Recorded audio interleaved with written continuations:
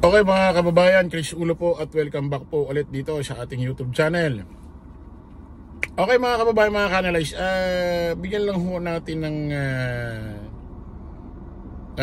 reaction, opinion, analyze ho itong medyo na-alarma lang ho ako rito sa ginawang content or vlog ho ito ni kasamaan ho natin ni Mima Alicia. Ang kanyang YouTube channel ho ay sa Alicia Comments. Although hindi ho ito viral, trending, no? Katulad ho ng mga impeachment trial, pero kailangan ho mabigyan ho ng awareness ho yung ating mga kababayan, no? About ho rito sa usaping HIV, na kung saan ay tumataas ho ang volume or bilang ho ng may mga sakit na ganito or nahawahan ho, no, mga kababayan. At ito hong meron pa ho siyang tinapik ho rito about ho rito sa sekretary ho ng DOH, no, yung dating pwesto ho ng Shota ni Digong, ng tao ni Digong, si Secretary Duque. Pakinggan ho natin to, kasama natin si Mima. Guys, Alicia nyo, nagbabalik ulit para sa ating panibagong video. So mga minamahal, inhale muna tayo, no? Bago tayo magsimula kasi nakakapikon talaga to. And, yun na... Teka, nakadilaw ka, Mima. Ba't ka nakadilaw? Ano ibig sabihin yan?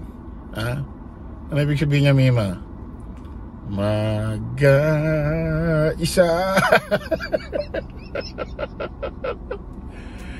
magkasama.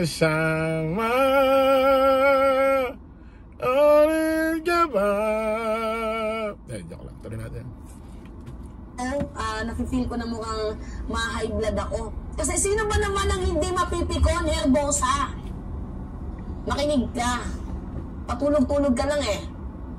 Lumalala na ang HIV cases sa bansang Pilipinas. Sobrang lala na. Hindi pa naman totally na damaging na siya, pero malala na yung HIV. Tumataas yung cases. Pero ikaw, despite na tumataas yung cases ng HIV, dyan ka pa din sa pangarap mong maging presidente ng World Health Organization. Nakakatulong ba yan sa taong bayan? Tanong lang, mga minamahal. Kasi ganito, alam niyo ba, yung secretary natin ngayon ng Department of Health gusto maging presidente ng World Health Organization? Taas naman pangarap eh. Wow, okay lang naman. It doesn't matter. Tuloy natin. Na yung si Herbosa, Herbosa, nagtatravel lang naman yan a year doon sa World Health Organization. Para ano? Para maging presidente. Na yung pagiging presidente na yan, title lang naman yan. Correct. Nagastos ka 150 million per year. Sabi na lang natin may 3 taon pa si PBBM. Bale may 450 million pa. Ewan ko nga ba't na-appoint pa tong Jimunyo na to Gustong maging presidente ng World Health Organization, tapos ang gagamitin mo kaban ng bayan. May tama ka ba? What? Ha? Nagtatanong lang tayo. Matanong lang. Kasi sino man naman ang hindi mapipikon? Di ba, kaban ng bayan ang gagamitin mo para sa pansarili mong interest? Eh yung Amerika nga umalis na dyan. Sa WHO na yan. Kasi nakikita nilang nonsense. Wala namang ka-sense. Di ba? Tapos ikaw, ipinagpupumilit mo ang sarili mo na maging presidente ng WHO, tapos hindi mo naman pera yung ginagastos mo. Kawawa kaming mamamayang Pilipino kasi kaban ng taong bayan ang ginagamit mo. Jijimunyo ka. Grabe naman.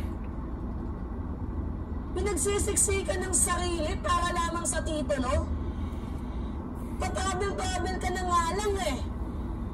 Tapos ang travel niya, marami naman, nagtatagal ng 2 linggo. Nagagampanan mo pa ba yung tungkulin mo? Uy.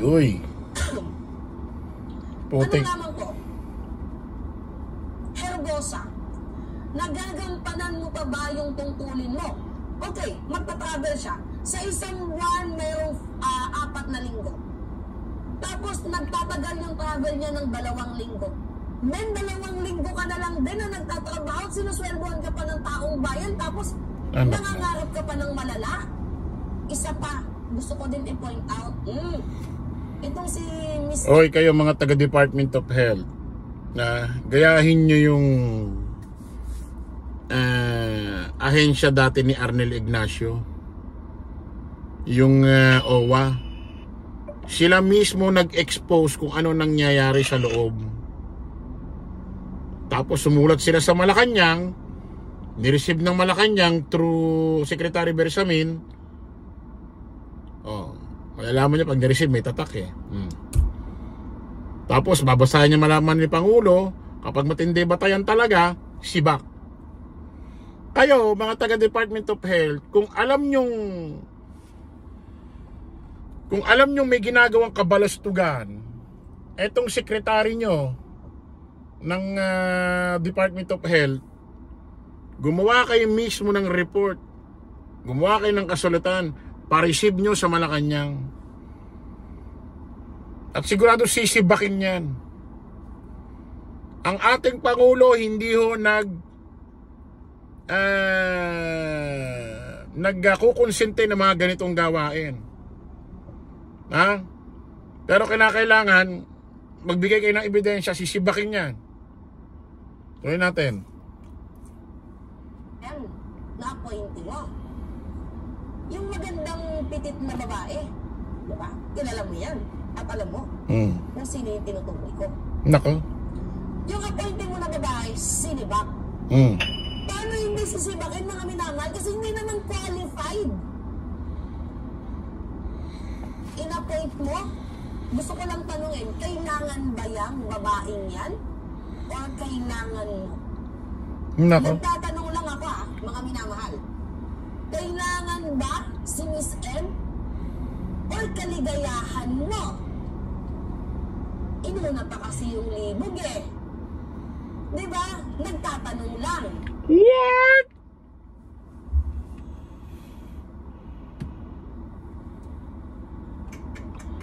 Well, kung sa bagay, ano din to ni Go eh. Bata, di umano. Ano Bongo? Sinong Go? Marami yung nakakaalam na related ka kay Duque. Kung gusto mo Duque. Gaya nga ng paulit-ulit kong sinasabi, i-reveal mo na lang yung katiwalian sa Parmali. Diba? Bakit hindi na lang yun i-reveal mo yung katiwalian sa Parmali nila Duque? Eh di doon, mas sumikat ka pa. Pinuri pa sana kita. Diba? Mga minamahal? Bisitahin naman natin yung mga expired na gamot. Punyeta. Kaya pala hindi kami nabibigyan ng gamot na libre. Diba? Sabi ko nga sa inyo nung nakaraan. Importante yan, lalo sa mga senior. Pero hindi naman siya, sinumpong na lang yung ubo ko ngayon kasi nagpa-heater dahil nga, umuulan, tapos lumalabas si Mima. So, kasalanan ko na yung pagkakataon ito. Pero nung nakaraan kasi, alam niyo kwento, nagpa-check up ako. Hindi ko sinisisi yung hospital dito or yung doktor na nag-check up sa akin. Ang ending, yung sinisisi ko dito yung head. Diba? Which is si Herbosa. Kasi biruin nyo sobrang daming nakapila. Ang haba kong pumilaw, hindi pa ako binigyan ng gamot. Pinabili pa ako. Tapos konting check lang sa baga, okay na. O ngayon, puntahan natin yung gamot. Kamusta yung mga gamot dyan? Na hindi na i-deliver. Tapos ano yung nangyayari? Binabaon. Ano yan? Uten. Pag hindi na i-deliver, baon. Ganon. Tanong lamang po. Hindi, to be honest, mga minamahal, totoong nangyayari yan. Hindi na di-deliver yung gamot, nag-e-expire. Ay? Ngayon na nag-expire. Sigurado ma-expired hindi na di-deliver eh. Parang tinutukhang na yung mga gamot. Parang Sana hindi ka nahawaan ng HIV Sana hindi. Sana hindi ka karmahin sa pinanggagawa mo. Nananalangin pa din ako sa'yo. Lalo pag kumakalat yung HIV cases ngayon. At balita ko, madami ka daw babae. Totoo ba yun? Tanong lang po. Wala naman atong masamang magtanong. Totoo ba na madami kang babae? Minsan kasi, nakakapikon yung... Okay lang daw, wag lang daw lalaki. yung trabaho eh. Sana hindi totoo. Sana hindi totoo at sana hindi ka nahawaan ng lumalalang sakit na HIV na yan. Punyeta. Kaya sabi ko sa inyo, Hindi, sa totoo lang. Sa totoo lang, Mima, hindi maganda ang isang... Ganito kasi yan eh. Although personal, alam mo yun, although personal, yung kung maraming babae itong secretary ng Department of Health, pero hindi maganda kasi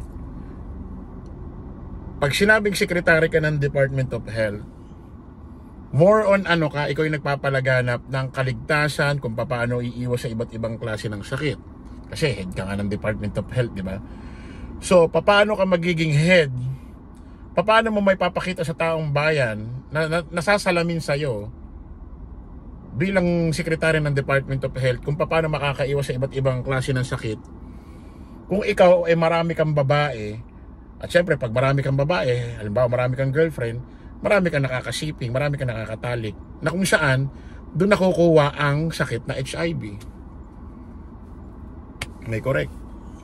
So hindi maganda bilang kung sakaling totoo na ang isang tao, lalaki or babae, sekretary ng Department of Health ay maraming babae at lahat yun ay nakakatalik niya at po pwede siyang magkaroon ng iba't ibang sakit dahil sa ginagawa niyang ganon, hindi nasasalamin yun bilang pamunuan ng Department of Health. Kasi nga inuulit natin sa Department of Health, pag ikaw ang namumuno dyan, sekretary, pangulo dyan, dapat nasasalamin sa'yo ang isang karakter na kung saan kung paano ka magtuturo sa lahat ng nasasakupan mo paano makalayo sa iba't ibang klase ng sakit tulad ng HIV. So hindi maganda mga kababayan. O awareness ito mga kababayan sa atin lahat. At sir, Secretary ng Department of Health, sir, nabigyan kayo ng posisyon ng gobyerno ng ating presidente, iayos nyo sarili nyo. Dahil maraming nang nakamasid sa inyo. Lahat. Wag nyong naisin na wala nang nakakakita sa inyo sa mga pinagagagawa nyo. Hindi nyo masabi, may mga tinanim na bawat ahensya. At yun ang tumitingin sa mga bawat sekretary ng ahensya. At nakakarating sa mga pinuno. Pangulong Bongbong.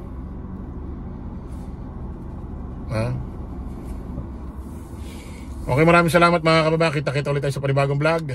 Bye-bye po.